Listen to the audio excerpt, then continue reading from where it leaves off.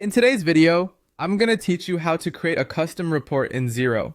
Whether you're a seasoned pro or just getting started, creating a custom report can help you gain deeper insights into your business finances. Let's jump right in and make this an easy, straightforward process. The first thing you'll need to do is head over to Xero. Once you're logged into your account, navigate to the dashboard. This is your central hub, and from here, you'll have access to all the tools you need. Next, look for the reporting section. You'll find it typically along the top menu of your dashboard. Clicking on reporting is going to open up a suite of options related to financial reports. When you're in the reporting section, click on All Reports. This displays a comprehensive list of every report available through Xero, giving you an array of options to work with. From here, we need to zero in on account transactions, which is going to provide you with detailed insights into what's happening within each of your accounts.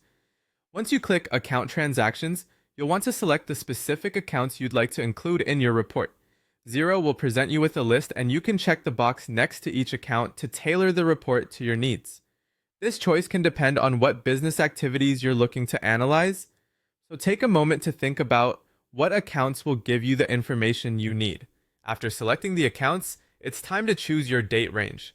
This is a crucial step because it defines the period your report will cover. Xero allows you to set this to whatever suits your business needs, from specific months to entire fiscal years. With your accounts and date range set, click Update. This compiles the data according to the parameters you've just set, showing you a preview of your custom report. Now this is where you can get really personal with your data. Xero allows you to rename the report so it's easily identifiable among other documents. Just click where it says the name and type something descriptive. If you need to change the way the data is displayed, you can reorder the columns. This makes it easier for you to focus on particular data points at a glance. Once you're satisfied, click More to explore additional options. Choose Save As and then select Custom. This option lets you save the tailored report, making it easy to access again in the future without having to set it up all over again. Next, type the name for your report. Choose something relevant that you'll easily remember when you need to access it later. Finally, click on Save. Your custom report will now be stored for future reference. And there you have it. By following these simple steps, you've learned how to create a custom report in Xero, tailored specifically to suit your business needs.